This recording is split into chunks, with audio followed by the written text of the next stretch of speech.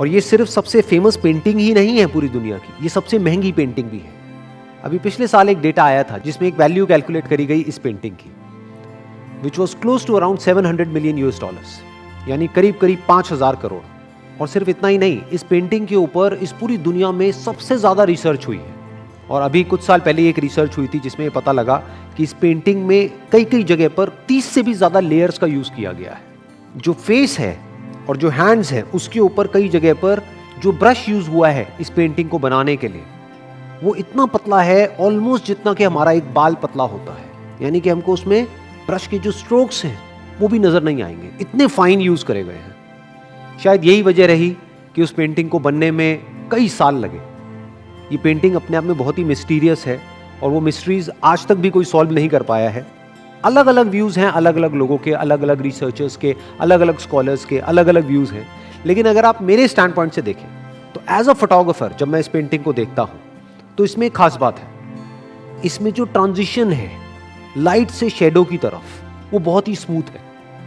इसमें कहीं पर भी हमको कोई बाउंड्रीज देखने को नहीं मिलेगी, कोई एजेस नहीं मिलेंगे जो उस टाइम पे पेंटिंग में नॉर्म हुआ करते थे। इनफैक्ट उन्होंने सारे नॉर्म्स तोड़ दिए। इससे पहले जो पेंटिंग्स चलती थी वो बहुत ही स्टिफ होती थी और साइड प्रोफाइल होती थी, यानी कि इस तरीके से पेंटिंग किया करते थे। तो पहली बार एक ऐसी पेंटिंग उन्होंने बनाई which was not just front profile, बल्कि जिसमें बैकग्राउंड को ब्लर किया गया। आज आप सबके स्मार्टफोन्स में एक पोर्ट्रेट मोड होगा जिसमें अगर आप ध्यान से ऑब्जर्व करेंगे तो फोरग्राउंड पे फोकस होता है और बैकग्राउंड ब्लर हो जाता है। इसकी वजह से जो सब्जेक्ट होता है वो और ज्यादा अच्छे से हाईलाइट हो पाता है। इस टेक्निक को पहली बार यूज किया गया था इस पेंटिंग में। वैसे तो इस पेंटिंग के ऊपर अगर मैं बात करने लग जाऊं तो मैं पूरा का पूरा सेशन कर सकता हूं इसी पेंटिंग के ऊपर, लेकिन अब हम आगे बढ़ते हैं क्योंकि आज के सेशन का हमारा जो मोटिव है वो है कि इनकी जो कोटेशंस हैं उसके थ्रू इनकी थॉट प्रोसेस को डीपली समझना। तो उनका जो पहला कोट है वो है, simplicity is the ultimate sophistication. Exactly यही सेम वर्ड्स स्टीव जॉब्स ने भी यूज करे थे अपनी एक स्पीच में। वो क्या कहते हैं, simplicity is the ultimate sophistication. इससे हमको क्या समझ आ रहा है, उनका थॉट कहां से आया? लियोनार्डो दा विंची से। He was inspired by Leonardo da Vinci because exact same words है। It takes a lot of hard work to make something simple. It involves digging through the depth of complexity. देखो ध्यान से समझो, जो ये extremely complex life है, अगर हमको उसको एक कैनवस पे उतारना है, चाहे वहां से इंस्पिरेशन लेकर के कोई प्रोडक्ट बनाना है, दोनों ही केस में ज्यादा जरूरी ये नहीं है कि आप क्या करने वाले हो, क्योंकि करने के लिए तो बहुत कुछ है। इंपॉर्टेंट क्या है कि क्या छोड़ा जाए, क्या उस आर्ट फॉर्म के लिए इसेंशियल नहीं है। जैसे दा विंची ने क्या किया, बैकग्राउंड को ब्लर कर दिया। क्यों? क्योंकि background was not essential for that particular painting. This is art. Same वही जो स्टीव जॉब्स ने अलग तरीके से अपने प्रोडक्ट में किया, मैक में किया। जो भी नॉन एसेंशियल बटन्स थे उनको हटाते चले गए। धीरे धीरे आप देखोगे जहां से मैक शुरू हुआ था और आज जहां पर मैक है या एप्पल आईफोन है, वो सिंप्लिसिटी की तरफ बढ़ रहा है, ना कि कॉम्प्लेक्सिटी की तरफ। इनफैक्ट एक वर्ड में स्टीव जॉब्स की फिलॉसफी को अगर डिफाइन किया जाए, that is to keep things simple. बल्कि ये कहना गलत होगा टू कीप थिंग्स सिंपल, आप कह सकते हो to make things simple which are extremely complex at the back end. कि वो एक्चुअल में बहुत ही कॉम्प्लेक्स है, लेकिन बाहर से देखने में लगे ये तो बहुत ही सिंपल है, कि इसको तो कोई बच्चा भी ऑपरेट कर सकता है। ये अपने आप में टफ टास्क होता है। इसको अचीव करने के लिए, यानी कि इस सिंप्लिसिटी को अचीव करने के लिए, you need to have a great deal of intelligence. जैसे बहुत सारे लोग हैं, so called philosophers, so called thinkers, अगर उनको आप सुनोगे, ध्यान से डीपली सुनोगे, तो आपको समझ आएगा कि जैसे जैसे वो आगे बढ़ेंगे उनकी थिंकिंग कॉम्प्लेक्स होती चली जाएगी। तो इसका मतलब क्या है कि उनको समझ ही नहीं आया है कि वो बोल क्या रहे हैं। इसी कोट से एक और कोट जुड़ा हुआ है एल्बर्ट आइंस्टाइन का। और मजे की बात क्या है कि मैंने इन तीनों के ऊपर सेशंस करे हैं। सबसे पहला सेशन आया था एल्बर्ट आइंस्टाइन पे, उसके बाद आया स्टीव जॉब्स पे, अब आ रहा है लियोनार्डो दा विंची पे। और तीनों एक ही बात कह रहे हैं। मतलब तीनों जीनियस में हमको एक बात कॉमन नजर आ रही है, दैट इज सिंप्लिसिटी। ये एक ऐसा धागा है जिसने इन तीनों को जोड़ा हुआ है। तो एल्बर्ट आइंस्टाइन क्या कहते हैं, वो भी यही बात कह रहे हैं, थोड़ा अलग तरीके से कह रहे हैं। If you can't explain it simply, you don't understand it well enough. यही लाइफ का सबसे बड़ा चैलेंज है कि कॉम्प्लिकेटेड लाइफ को कि लाइफ की जो कॉम्प्लेक्सिटीज हैं उसको सिंपल कैसे किया जाए। और आप सिंपल तरीके से कॉम्प्लिकेटेड चीजों को तभी समझा सकते हो जब आप उसकी कॉम्प्लेक्सिटीज की डेप्थ में गए हो, जब आपने डीपली एक एक करके उसकी सारी लेयर्स को हटा लिया है, तब आप समझा सकते हो। अगर आप खुद डीप में नहीं गए हो और फिर अगर आप किसी भी टॉपिक के बारे में समझा रहे हो तो आपकी जो एक्सप्लेनेशन है that's bound to be complex, क्योंकि आपको खुद ही नहीं समझ आया, आप किसी और को क्या समझाओगे। ऊपर से अगर किसी ने आपसे कोई क्वेश्चन पूछ लिया तो चीजें और कॉम्प्लिकेटेड होती चली जाएंगी, क्योंकि आपको कुछ समझ ही नहीं आया कि आप बोल क्या रहे हो। इनफैक्ट जितने भी पास्ट में फिलोसोफर्स हुए हैं उसमें सबसे बड़ा चैलेंज यही था कि किस तरीके से वो देख रहे हैं, जो और लोग नहीं देख पाते हैं, उसको किस तरीके से कम्युनिकेट किया जाए सिंपल तरीके से कि सामने वाला समझ सके। जैसे अगर मैं अपना एग्जांपल दूं और आप लोगों से पूछता हूं जो मुझे अभी वीडियो में देख रहे हैं कि नीचे कमेंट सेक्शन में बताओ कि जो भी वीडियोस मैंने आज तक बनाई है उसमें से आपकी फेवरेट कौन सी है, तो अलग अलग आंसर्स आएंगे अलग अलग लोगों के।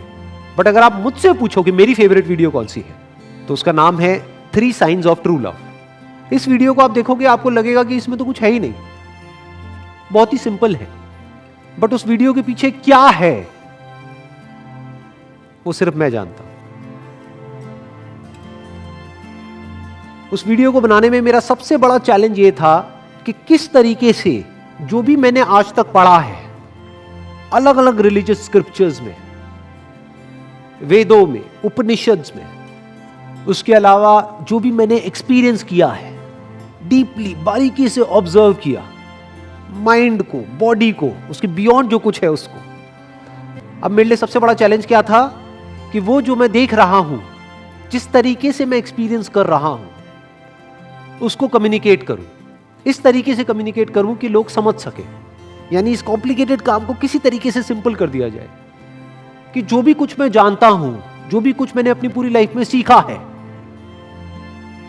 जो भी एक कनेक्शन है बॉडी और माइंड और उसके बियॉन्ड जो कुछ है उसके बीच में, उस कनेक्शन को किस तरीके से एक्सप्रेस किया जाए कि अगर आने वाले 100 साल बाद, 200 साल बाद, 500 साल बाद कोई आदमी डीपली समझने की कोशिश करे कि जो वर्ड है लव, इसका एक्चुअल में मतलब क्या है, क्योंकि उससे ऊपर और कुछ नहीं है। वो सारे स्क्रिप्चर्स का एसेंस है। आपने सब कुछ पढ़ लिया, सब कुछ कर लिया, हर तरह की मेडिटेशन कर ली, बट अगर दिल में प्यार ही नहीं है तो क्या है? प्यार मतलब क्या? जुड़ना। अगर आपकी नॉलेज आपको जोड़ देती है सबसे, लिविंग से, नॉन लिविंग से, इस पूरे यूनिवर्स से अगर जोड़ देती है, दैट इज लव। तो अब उस बात को कैसे एक्सप्रेस किया जाए? और उसके 3 अलग अलग स्टैंड पॉइंट्स हैं। ज्यादातर पास्ट में जिसने भी इस टॉपिक को अप्रोच किया है वो एक स्टैंड पॉइंट से अप्रोच किया है, बाकी सबको नेगेट कर दिया है। तो दैट इज नॉट कॉम्प्रिहेंसिव। ये वीडियो ऐसी है कि अगर उसकी एक एक लाइन को आप डीपली समझोगे तो आप कई महीने लगा सकते हो इस वीडियो को समझने में। और एक एक करके जैसे जैसे आप अपनी लेयर्स हटाते चले जाओगे, आपको इस वीडियो में जो भी मैंने कहा है उसकी लेयर्स हटती हुई नजर आएंगी। Next quote is, learn how to see, realize that everything connects to everything else। सीखो कि देखते कैसे हैं। देखना सिर्फ ये नहीं होता कि हमने आंखों को खोला और कुछ दिखा और हमने कहा कि हमने वो देखा, इसको देखना नहीं कहते। ऐसे तो जानवर भी देखते हैं। एक्चुअल में देखो कि वहां पर क्या है। इस बात को सिर्फ थियोरेटिकली मत समझो, मेरे से सुन लिया या किसी से सुन लिया या दा विंची से सुन लिया और सुन करके कहा कि हाँ मुझे तो समझ आ गया जी, सब कुछ जुड़ा हुआ है। साइंस भी तो यही कहती है, everything is energy, energy is never created nor destroyed. तो मुझे समझ आ गया है, अब इसमें और आगे क्या समझना है? कुछ नहीं समझ आया है। ये सब सिर्फ वर्ड्स हैं जो हमारे यहां पर पड़े हुए हैं। इसको समझना नहीं कहते, इसको देखना नहीं कहते। बारीकी से इस सच को देखो, ऑब्जर्व करो अपनी ब्रेथ को कि जिसको भी आप मैं कहते हो वो मैं किस पे टिका हुआ है? इसी ब्रेथ पे तो टिका हुआ है। ये ब्रेथ किस पे टिकी हुई है? क्या इस ब्रेथ पे आप कब्जा कर सकते हो? क्या कह सकते हो कि ये ब्रेथ मेरी है? तो आप में आपका है क्या? इस सच को देखो। यानी ये जो बात कह रहे हैं, अगर इसको मेरे को अपने वर्ड्स में एक्सप्रेस करना हो तो मैं क्या कहूंगा? तुझ में ना कुछ तेरा है, मुझ में ना कुछ मेरा है। जो भी कुछ मुझ में है वो तेरा है और जो भी कुछ तुझ में है वो मेरा है। लेकिन सच क्या है कि ना कुछ मेरा है ना तेरा है, ना मैं हूं ना तू है। इस बात को आराम से बैठ करके समझना क्या कह रहा हूं. Next quote is, where the spirit does not work with the hand there is no art. कोई भी आर्ट होती है, कैसी भी आर्ट होती है, उसको बनाने वाला कोई ना कोई आर्टिस्ट होता है. इन दोनों के बीच का जो सेपरेशन है, जब वो खत्म हो जाता है, सिर्फ आर्ट ही बची रह जाती है, तो उस आर्ट को मास्टरपीस बोलते हैं. That is real art. जैसे अगर कोई डांस कर रहा है और एक डांसर है, डांसर मतलब क्या, एक थिंकर है जो सोच सोच करके डांस कर रहा है, तब तक वो डांस पूरे फ्लो में नहीं हो सकता, तब तक वहां पर स्पिरिट नहीं नाच रही है. यानी वो डांस आत्मा से नहीं हो रहा है, दिमाग से हो रहा है. और जब दिमाग से होता है तो वो देखने में मजा नहीं आता है. That is kind of man made. तो अगर आप चाहते हो कि आपकी इस बॉडी के थ्रू एक मास्टरपीस क्रिएट हो, तो बीच में रुकावट क्या है? आप खुद ही हो. आपको खुद को बीच में से हटना होगा. जैसे ही आप हट जाओगे तो वो आर्ट बची रह जाएगी और वो स्पिरिट उस आर्ट को क्रिएट करना शुरू कर देगी. यानी कि आपका जो थॉट है,